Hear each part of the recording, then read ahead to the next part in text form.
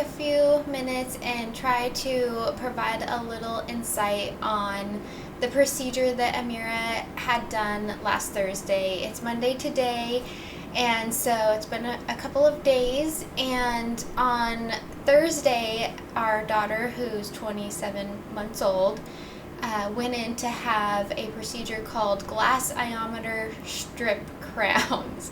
And basically it's where her 4 front top teeth had the enamel hypoplasia, and they take a little mold, like a clear plastic mold, and fill it with sealant and then place it over the tooth. There's no drilling, and there's just a numbing gel that goes on the gum only, no needles. And she did have the tooth decay where the dentin was showing.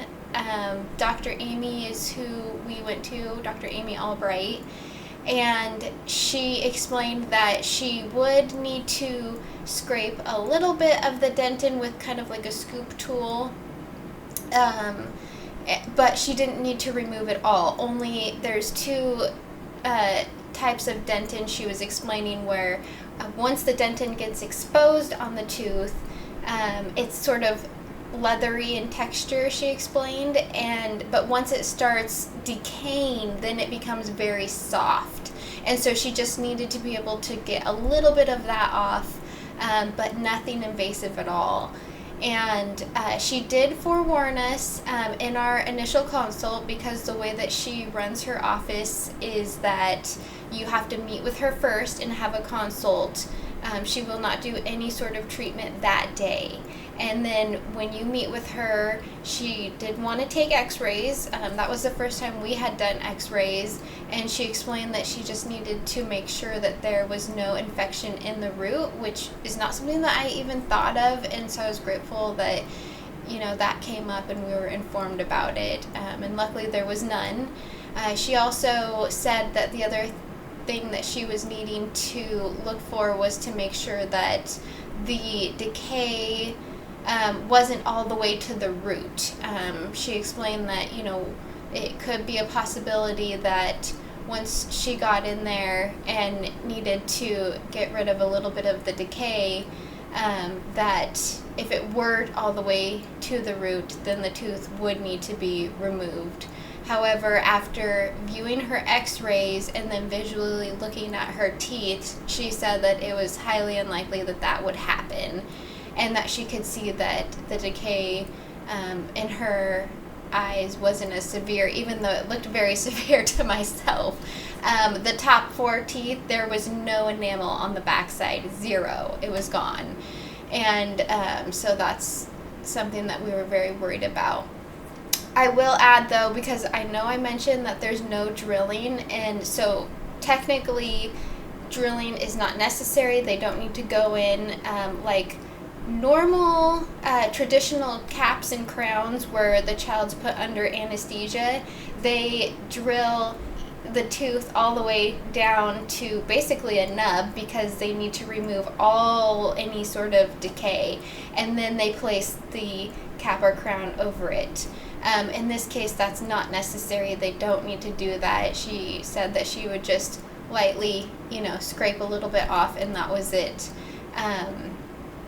And so the only thing that she needed to do was, because Amira's 2 front teeth here were very, very close together, there was zero gap, and so she did have to kind of do a little zip, as she called it, and make space right there in those 2 front teeth. And so I shared a video on YouTube, or from YouTube, I would say, that shows this procedure so that I could have a basic understanding of what it entails. And I want to say that when I saw that video, it was great to watch, very enlightening, but I was very worried about how my 2-year-old, she's 27 months, how is she going to be able to have this done on her teeth? How is she going to be able to sit still? how is this going to look? All of those things coming through. And I was very stressed out, I'm going to admit, of course, going into this procedure. It's been a lot emotionally, and I want to give just little tips on, any parents that are thinking about going into this, because it's not all sunshine and rainbows. I don't want to sit here and say, oh, it was so simple, it was so amazing, but I will say that the results have been amazing, and we are truly thankful for that. So the morning of the procedure, I made sure, that Amira got a little bit of food. I dressed her in a short sleeve onesie and then some thin leggings. And that's because I remembered when she had the sealant placed on her top molar, she got very overheated. And so I didn't want that to happen. And then when we got to the appointment, I didn't realize this when we were scheduling, although I think my husband mentioned he did, but the dentist scheduled us on what she calls an admin day, which is just downtime for her staff to catch up. So that meant that Amira was the only patient they had scheduled for the entire day, and we were so, so thankful for that. There was no stress on the staff worrying about other patients and getting through, what their day-to-day. All the focus was completely on Amira, and we couldn't have been more grateful for that. I will say that even though I was stressed about the procedure itself, we felt that we could go through with it because Dr. Amy Albright was so efficient, from check-in to her consult appointment, and we felt like it was the first time that we actually had someone just give us a plan. It's been so tough. So once we got to Amira's appointment, we went back to the treatment room, and we were already notified at the consult that they only wanted to have one parent in the treatment room, and I was worried about that, but I also felt like because they had this figured out, they must know what they're doing. And so once we got back there, my husband went back out to the waiting room, and Dr. Amy had 3 assistants to help her, so I did not feel like I was alone. And basically there was the normal, dentist treatment chair that reclines back. They let me know that I could sit in the chair and then have Amira on my lap. So basically what I did is I took off Amira's socks and shoes. I took off my shoes so we could be comfortable. I got in the chair with her, had her lay back, and basically she wanted her head to rest high up on my shoulder. And they laid us back. They had cartoons going for her.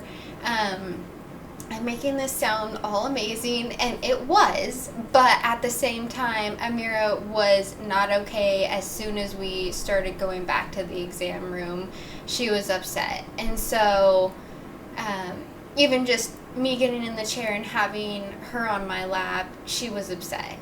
And she was very upset the entire time. And so it was so tough, because this is kind of like a hard thing to explain, where it's like, it was so great, but it also wasn't all at the same time. How do you say that? So I'm going to say it the best I can. So when Amira had the sealant placed on her molars, that was done by a different dentist in a different office, separate from this one. And it was awful. It was an awful experience. We were basically advised to hold her down, hold her arms and legs down, and it was horrible, and I really don't want to keep going into that, but I want to try to give a perception on the level of the difference of having Amira on my lap to hold her versus having to hold her down. That was a massive difference just for me alone, and I know it was for her too. I mean, to have her body, up against mine, being able to hold her, I was able to talk in her ear and sing her songs and tell her I love her.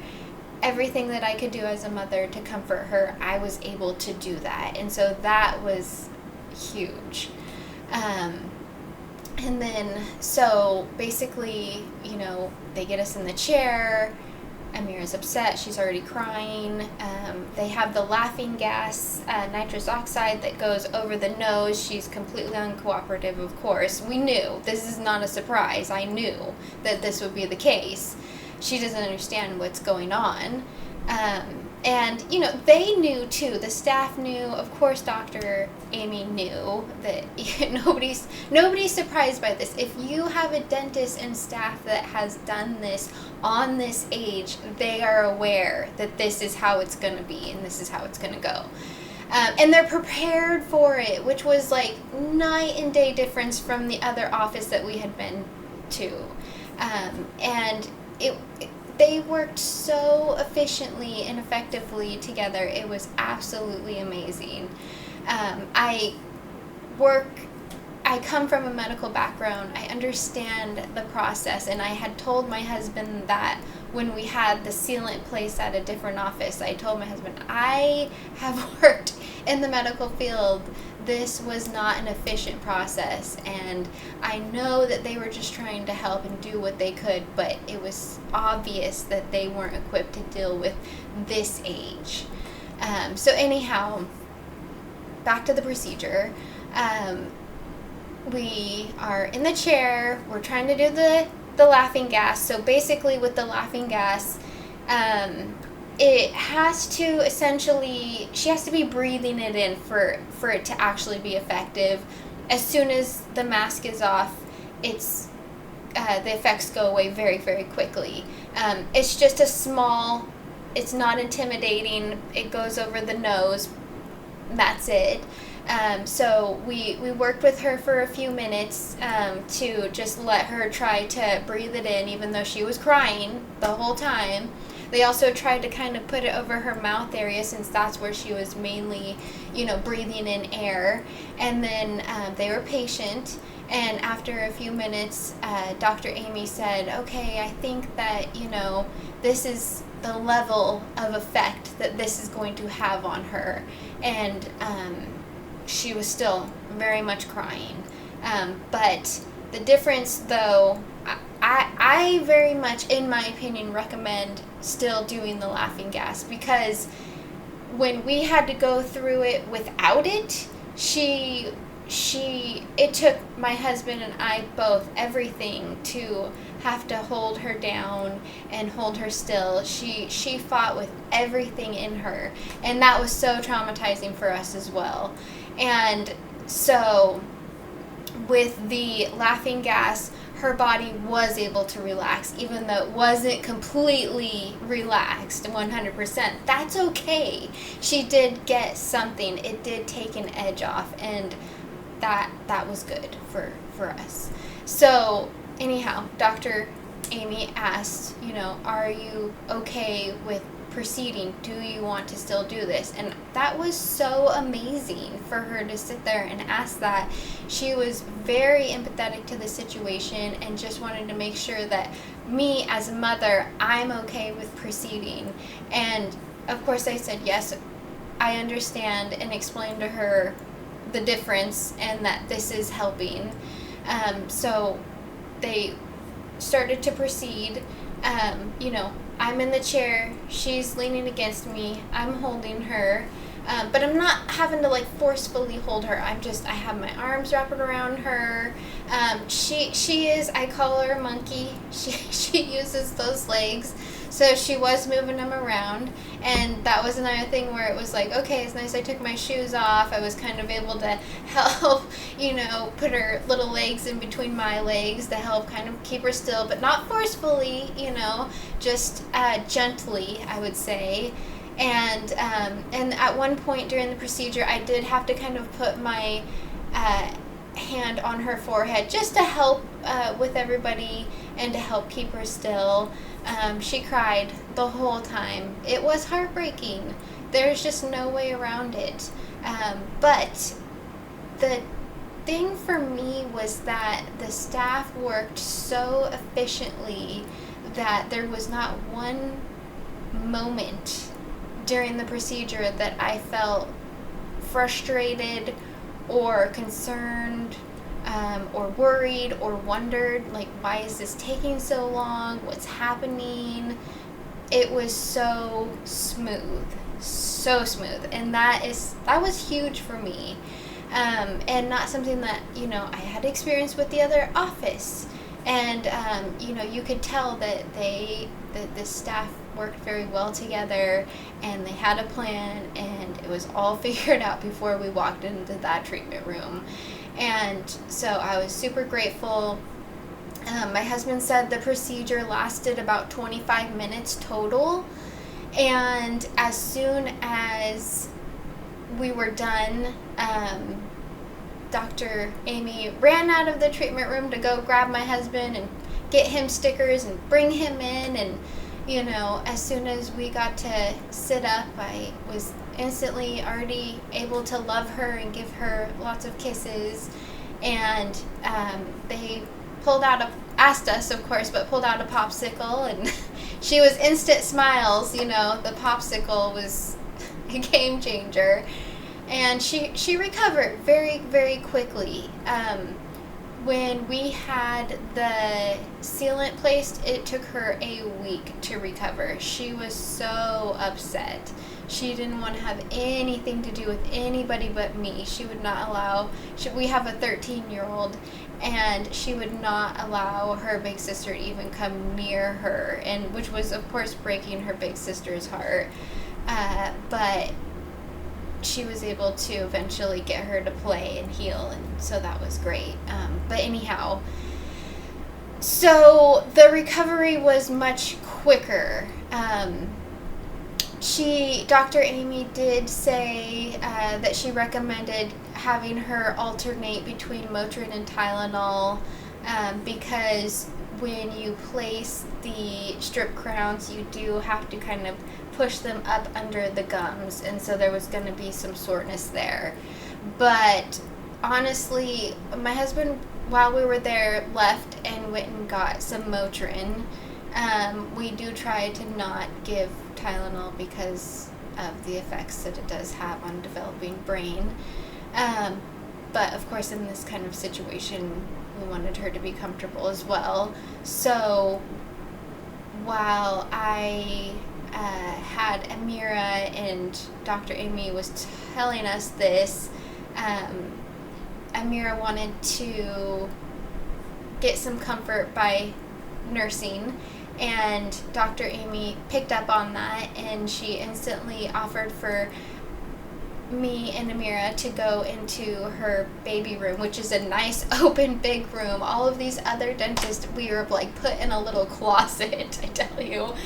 She had a nice open room. She even grabbed a nursing pillow for me and turned the TV on, and it was a regular patient room with a door, so she shut the door, and I was able to just sit in there and let Amira recover while my husband went and got the Motrin, and then we were able to give her some. We had an hour drive home. And then once we got home, she was hungry. She wanted to eat, and so we fed her some noodles, her favorite thing anyways, but she needed something soft, so it worked out. And I thought for sure she would be so exhausted from everything that she would take a nap, and she didn't even nap that day. She played and played, and the picture that I have posted on the group of her smiling after having that procedure was literally that afternoon. And so that's kind of like where I say that was such a big difference as far as recovery. And even to now, I think we gave her one more dose of Tylenol after the Motrin, but after that she was just like, no, I don't no more medicine, no more. And so we were like, okay, I don't want to keep forcing her on this. And the next day, I think at one point she kind of was like, oh, ow, but very minimal, no issues eating whatsoever. And today she's doing great and full of energy and very happy and enjoying, her smile, and it's wonderful, and we have been through so much to get to this point, so we're truly grateful for that.